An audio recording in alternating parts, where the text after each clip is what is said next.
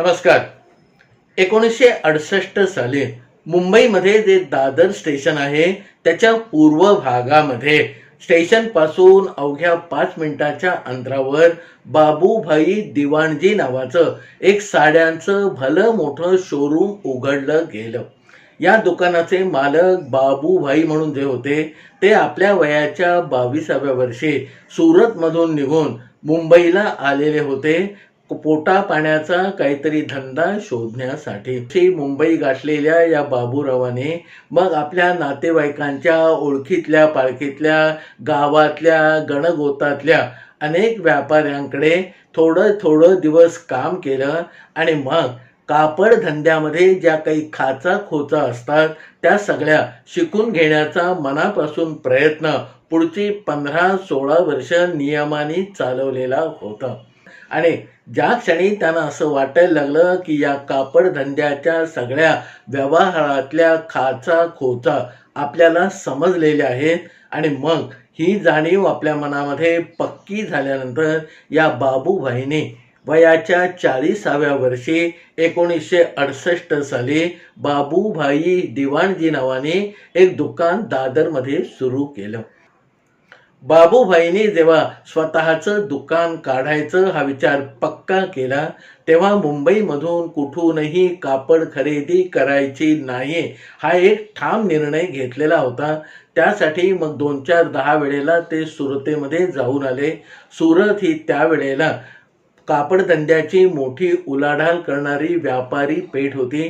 तिथल्या व्यापाऱ्यांशी संधान बांधून त्यांच्याशी योग्य ती व्यवहाराची बोलणी करून मग या बाबूभाईंनी असं ठरवलं की आपण मुंबईतल्या मुंबईत माल घेऊन तो विकायचा नाही तर आपला माल थेट सुरतेहून आला पाहिजे. आता सुरतेहून माल आणण्यामध्ये 2 प्रकारचे फायदे बाबूभाईंना सरळ सरळ दिसत होते. एक म्हणजे सुरतेमध्ये त्यावेळेला साड्यांची जी जडणघडण आणि वेगवेगळे प्रकार त्याची रंगसंगती होती ती पूर्णपणे मुंबईमध्ये विकल्या जाणाऱ्या साड्यांच्या पेक्षा वेगळी होती. त्यामुळे हे वेगळेपण कदाचित मुंबईकरांच्या मनामध्ये भरेल आणि नाही म्हटलं तरी याचा आपल्या व्यवसायाला थोडासा फायदा होईल हा पक्का होरा बाबूभाईंनी धरलेला होता.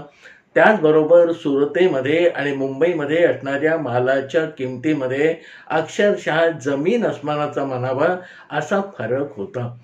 अगदी ट्रान्सपोर्टचा खर्च गळ्यामध्ये किंवा अंगावर पडला तरीही सुरतेहून साड्या मागवणं हे आजच्या घडीला खूप स्वस्त पडतं हे बाबूभाईंनी जाणलं होतं. आणि मग आपल्या दुकानासाठी पहिल्या साडीपासून त्यांनी जी साड्यांची खरेदी केली ती सुरतेमधून केलेली होती. दुकानाचं उद्घाटन मोठं झालं आणि केवळ आपण दुकान चांगल्या पद्धतीने चालवून आपल्याला व्यवसायामध्ये म्हणजे धंद्यामध्ये मुसंडी मारता येणार नाही हे बाबूभाईंनी सुरुवातीच्या काही महिन्यामध्येच ओळखलं होतं. आणि म्हणून त्या दिवसापासून त्याने मुंबईमध्ये सगळ्यात पहिल्यांदा कापडाच्या दुकानाच्या आक्रमक अशा जाहिराती सुरू केल्या. आजच्यासारखं त्यावेळेला इलेक्ट्रॉनिक मीडिया TV नसल्यामुळे त्यांचा जो जाहिरातींचा भर होता तो त्यावेळेला घरोघरी जाणाऱ्या वर्तमानपत्रावर होता.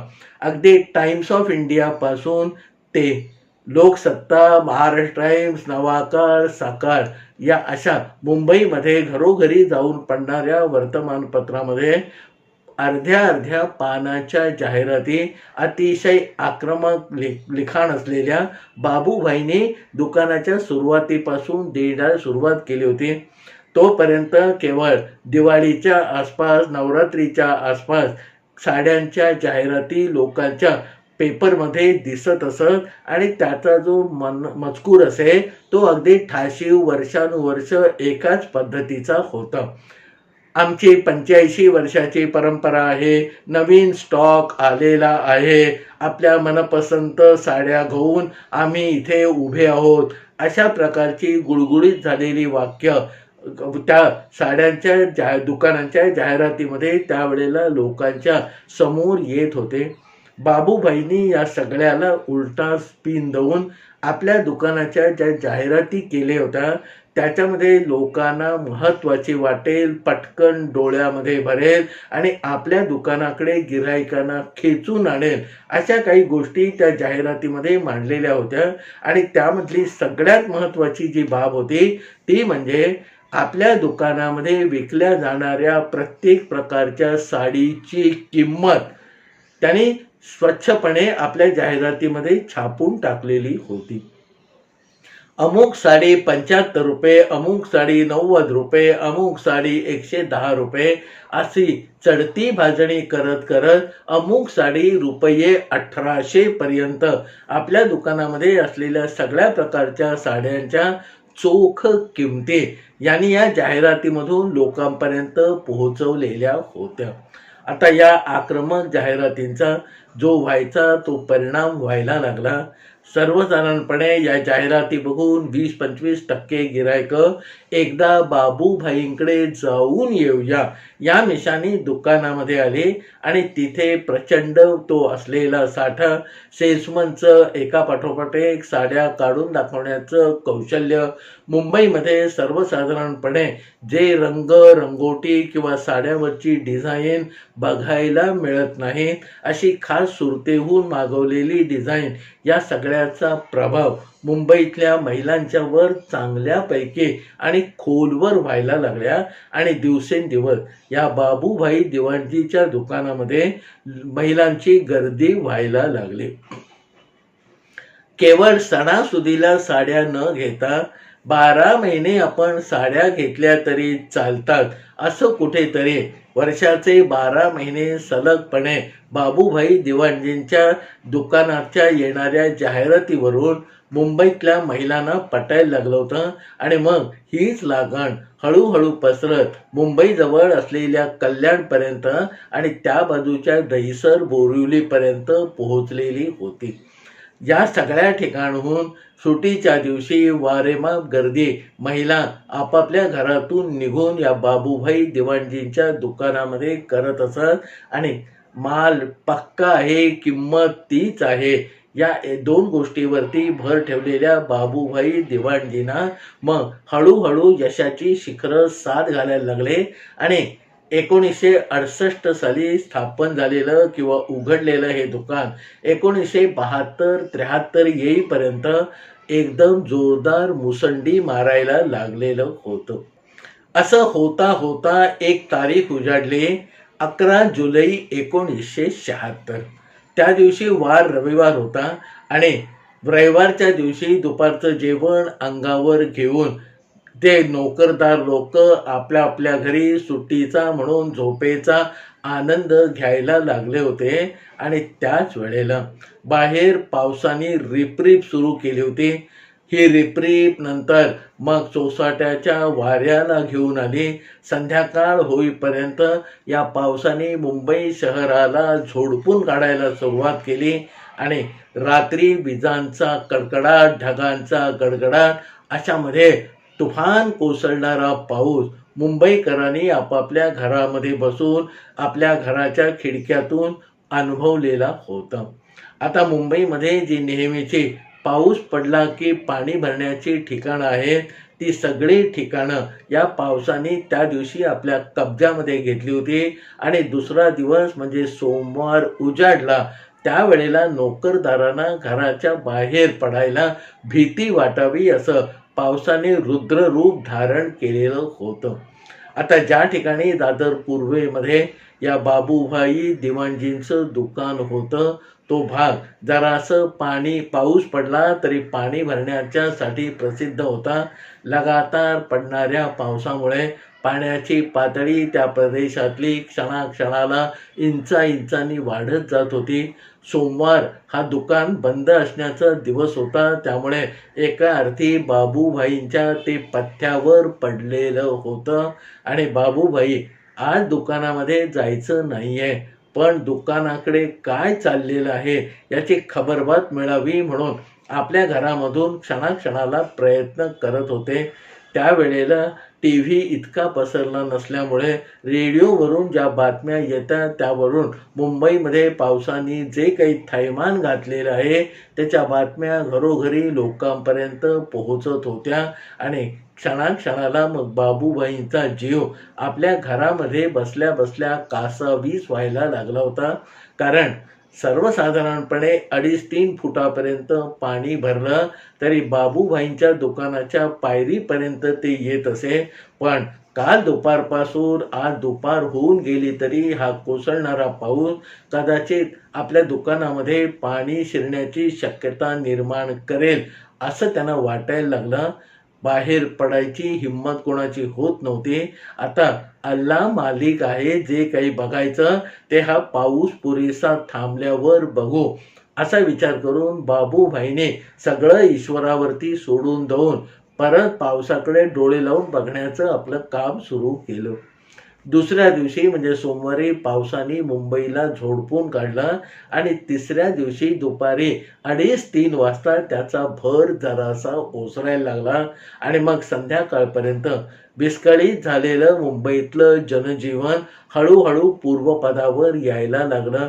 जिथे कुठे पाणी साठलेलं होतं तिथे लोकांनी केलेल्या प्रयत्नामुळे, म्युन्सिपाल्टीनी केलेल्या योजनामुळे पाणी ओसरायला लागलं आणि मग या 2 दिवस पावसाने झोडपल्यानंतर जी काही वाताहत झालेली होती त्या मुंबईकरांच्या नजरेसमोर यायला लागले.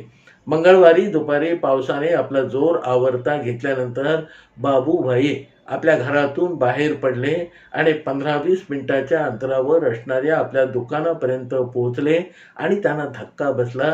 कारण पावसाने त्यांच्या अर्ध्या दुकानापर्यंतचा ताबा घेतलेला होता.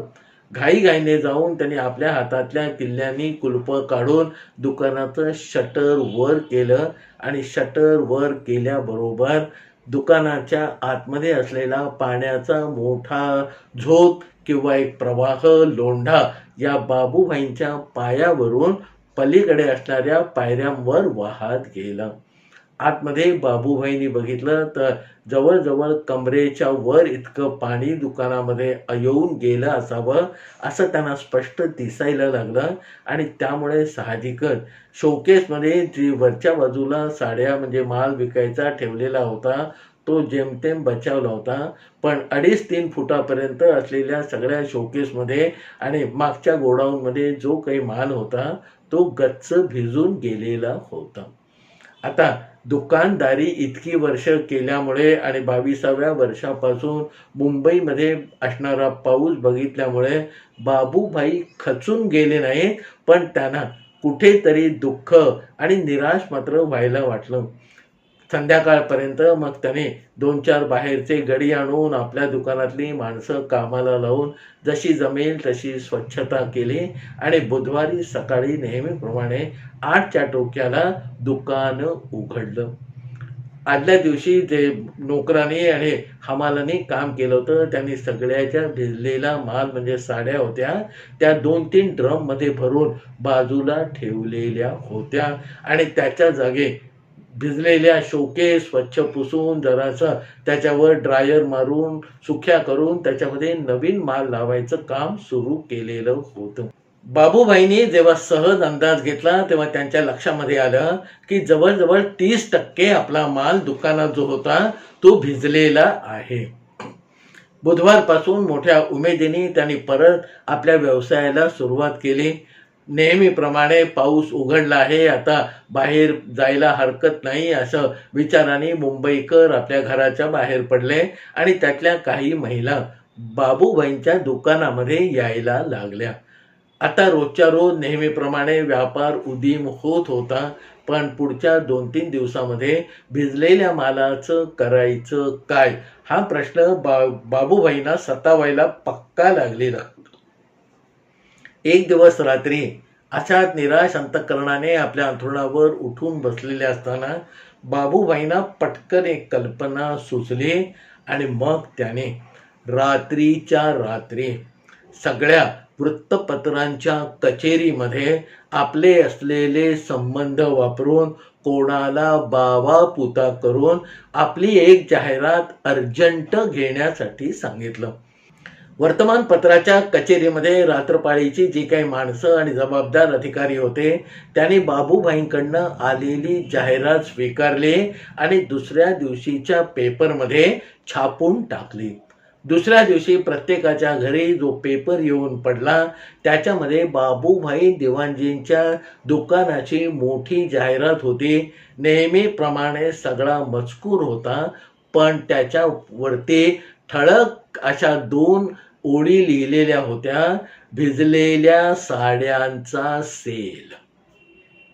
आणि त्याच्या खाली 1-2 ओळीमध्ये बाबूभाईंनी स्पष्टपणे लिहिलं होतं की 11 आणि 12 तारखेला झालेल्या तुफान पावसामुळे आमच्या दुकानातल्या काही साड्या भिजलेल्या आहेत आणि त्या अत्यंत कमी दराने म्हणजे नेहमीच्या किमतीपेक्षा 40% दरामध्ये आम्ही विकून टाकणार आहोत. या साड्यामध्ये बाकी कोणताही दोष नाही, फक्त पावसाच्या पाण्याने त्या भिजलेल्या आहेत. ही जाहिरात ज्या ज्या महिलेनी आणि ज्या ज्या घरामध्ये असणाऱ्या इतर लोकांनी बघितली त्यांना चांगल्या साड्या 40% किमतीमध्ये मिळण्याची लपलेली सुवर्ण संधी त्याच्यामध्ये दिसायला लागले. आणि मग दुपारी 11 वाजल्यापासून रात्री 11, 11:30 वाजेपर्यंत बाबूभाईंचं दुकान केवळ भिजलेल्या साड्या खरेदी करण्यासाठी आलेल्या महिलांच्या गर्दीने तुडुंब भरलेलं होतं. नुसती भिजलेली साडी घरी नेऊन परत एकदा धुवून इस्त्री केली की नव्यासारखी होणार आहे हे त्या तिथे आलेल्या प्रत्येक महिलेला जाणवत होतं. आणि म्हणून आपल्याला कमी किमतीमध्ये साड्या दिल्याबद्दल दुवा देऊनच प्रत्येक महिला त्या दुकानातून बाहेर पडत होती आणि जसं बजेटमध्ये होतं तसं 2-2, 3-3 साड्यांच्या पिशव्या हातामध्ये घेऊन बाहेर पडत होती. आता होता होता दिवस सरत होते. जुलै महिना संपला, ऑगस्ट गेला, सप्टेंबर गेला, दिवाळी सुद्धा सरली. तरीही आठवड्यातून 2 वेळेला बाबूभाई दिवाणजींच्या दुकानाची जी जाहिरात होती त्याच्यावरती पहिल्या 2 ओळी तशाच होत्या, 12 आणि 13 जुलैच्या पावसामध्ये भिजलेल्या साड्यांचा सेल. माझा साडी किंवा साडी खरेदीशी काही संबंध नसला तरी एक दिवस दिवाळी उलटून गेल्यानंतर मला पेपरामध्ये ही जाहिरात दिसली तेव्हा मला साहजिकच प्रश्न पडला की बाबा याचा माल भिजलाय तरी किती की जुलैपासून आज ऑक्टोबर उलटून जायची वेळ आली तरी याच्याकडचा भिजलेल्या साड्यांचा साठा काही संपत नाही. त्याच्यानंतर मग माझ्या घरी आलेल्या आजोबांना मी सहज विचारलं की आजोबा हे असं असं चाललंय. आजोबांनी परत ती जाहिरात वाचली आणि मला म्हणाले, बाबा रे तुमच्या मुंबईमध्ये काहीही होऊ शकतं. मग याच्यावरती जसा वेळ मिळाला तसा 1-2 वेळेला आजोबांची मी सल्ला मसलत केली आणि आजोबांचा जो स्वभाव होता की आपल्याला पडलेल्या प्रत्येक प्रश्नाचं उत्तर शोधत राहायचं ते मिळेपर्यंत. आपल्याला पडलेल्या प्रश्नाचं उत्तर शोधत राहायचं मिळेपर्यंत हे सांगायला किंवा ऐकायला ठीक आहे, पण प्रत्यक्ष बाबूभाईंच्या दुकानामध्ये जाऊन बाबा जुलैपासून ऑक्टोबरपर्यंत तुम्ही कुठच्या भिजलेल्या साड्या विकताय ते मला सांगा असं म्हणण्याची शामत काही त्यावेळेला माझ्यामध्ये नव्हती. पण आजोबांनी मला त्या गोष्टीसाठी उद्युक्त केलेलं होतं आणि त्यावेळेला मी मुंबईमधून जे साप्ताहिक विवेक निघत असे त्याच्यामध्ये अधूनमधून लेखन करत असे. मला ज्या काही गोष्टी वाटत किंवा त्याच्याबद्दल वेगवेगळे 15-20 लेख माझे तोपर्यंत विवेक नावाच्या साप्ताहिकामध्ये प्रसिद्ध झालेले होते आणि त्यावेळेला त्याचे संपादक होते अरविंद कुलकर्णी. आता जाता जाता सांगायला हरकत नाही की विवेकमध्ये सातत्याने प्रभावी लिखाण करणारे मुझफ्फर हुसेन आणि मी दोघांनी विवेकमध्ये लिहायला जवळजवळ एकदमच सुरुवात केलेली होती. आता साड्यांच्या बद्दलचा छडा लावायचा म्हटल्यावर मला एक कल्पना सुचली आणि मी अरविंद कुलकर्णींकडे म्हणजे विवेकच्या ऑफिसमध्ये जे प्रभादेवीला होतं तिथे गेलो आणि त्यांना माझा एक प्रस्ताव सांगितला की मुंबईमध्ये येऊन मोठमोठे लोक व्यापारी झालेले आहेत आणि त्यांनी आपल्या जीवनाची घडणजडण कशी घडवून आणली याबद्दलचे 2-4 लेख विवेकमध्ये लिहायचं माझ्या मनामध्ये आहे आणि त्याच्यासाठी मी पहिलं नाव जे धरलेलं आहे ते दादरच्या बाबूभाई दिवाणजींचं आहे. अरविंद कुलकर्ण्यांना माझ्या लेखनावर थोडा बहुत विश्वास होता आणि म्हणून त्यांनी तिथल्या तिथे मला ही लेखमाला सुरू करायला होकार दिला. मी म्हटलं, बाबा बाबूभाई दिवाणजी हे माझ्या काही परिचयाचे नाही, त्यामुळे आपण जर संपादकाचं म्हणून एक मला पत्र दिलं तर मला त्यांची मुलाखत घेऊन त्यांनी आपलं आयुष्य मुंबईमध्ये कसं घडवलं आणि आज एवढ्या मोठ्या दुकानाचा व्यापार ते कसा सांभाळतायत याबद्दल मुलाखत घेणं सोपं होईल. अरविंद कुलकर्णींनी लगेच आपल्या पुढचं लेटर हेड काढून स्वतःच्या हस्ताक्षरामध्ये 4 ओळींचं पत्र मला दिलं.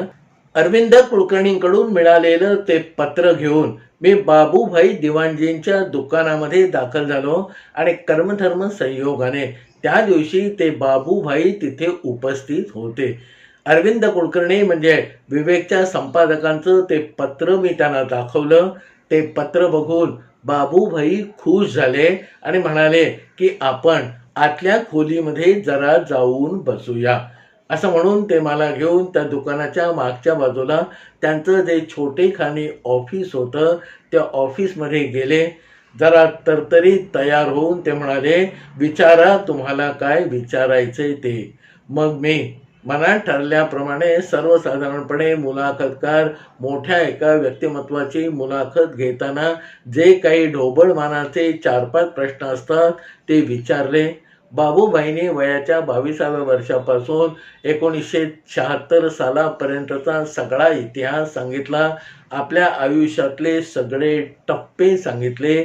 मी ते त्यांच्यासमोर जसं ते सांगतील तसं महत्त्वाचे मुद्दे म्हणून माझ्याकडे असलेल्या पॅडवर नोंदवून घेत होतो आणि अशा रीतीने 5-10 प्रश्नामध्ये खऱ्या अर्थाने ती मुलाखत संपली होती आणि आपली आज कोणीतरी मुलाखत घेतली आहे आणि ती विवेक सारख्या साप्ताहिकामध्ये छापून येणार आहे याबद्दलचा जो एक आनंदाचा भाग होता. त्याने माझ्या समोर बसलेले हे बाबूभाई पुरेसे मोकळे झाले होते, थोडेसे आनंदात होते आणि आता माझ्या मनामध्ये जो खरा प्रश्न होता तो बाबूभाईला विचारायची वेळ झालेली आहे असं मला कुठेतरी जाणवायला लागलं आणि मग मी त्यांना माझ्या मनातला प्रश्न सरळपणे विचारला की 11 आणि 12 जुलैच्या पावसामध्ये तुमच्या दुकानातला माल भिजला आणि त्याचा तुम्ही सेल लावलेला होता, पण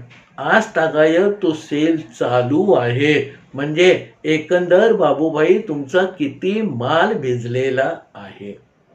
आता माझ्या या प्रश्नावर बोलू की नको असा कोणताही आविर्भाव न आणता बाबूभाईने खुल्या दिलाने विचारले प्रश्नाला तितकंच सडेतोड उत्तर म्हणून द्यायला सुरुवात केली. ते म्हणाले, हे बघा केतकर, खरं तर 11 आणि 12 जुलैच्या पावसामध्ये भिजलेला आमच्या साड्यांचा सगळा स्टॉक पुढच्या 8-10 दिवसामध्ये संपून गेलेला होता, पण त्याच्यानंतरही आमच्या दुकानामध्ये आलेल्या 4 महिलांपैकी 2 महिला आम्हाला तो भिजलेल्या साड्यांचा स्टॉक खरेदी करायचा आहे म्हणून विचारणा करत असत.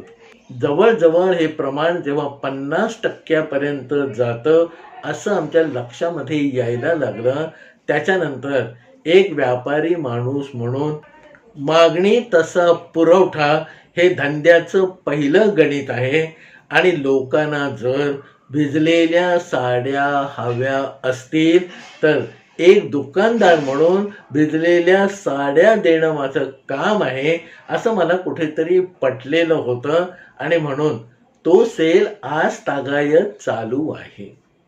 सत्य हे कल्पनेपेक्षा अद्भुत असतं. हा माझा जो ठाम विश्वास आहे, त्या विश्वासाला बळकटी देणारी बाबूभाई दिवाणजीच्या दुकानाच्या मालकानी म्हणजे साक्षात बाबूभाईने मला 1976च्या डिसेंबरमध्ये सांगितलेली ही कथा. आता याबद्दल आपल्याला काय वाटतं ते खालच्या कॉमेंट बॉक्समध्ये लिहून जरूर माझ्यापर्यंत पाठवा. आपल्याकडून आलेल्या प्रत्येक प्रतिक्रियेचं माझ्याकडून स्वागतच आहे. तसंच आपल्याला आवडलेला हा व्हिडिओ जरूर इतरांपर्यंत पोचवा, त्याला लाईक करा आणि अजूनपर्यंत जर माझ्या या चॅनलला आपण सबस्क्राईब केलं नसेल तर तेही करून टाका.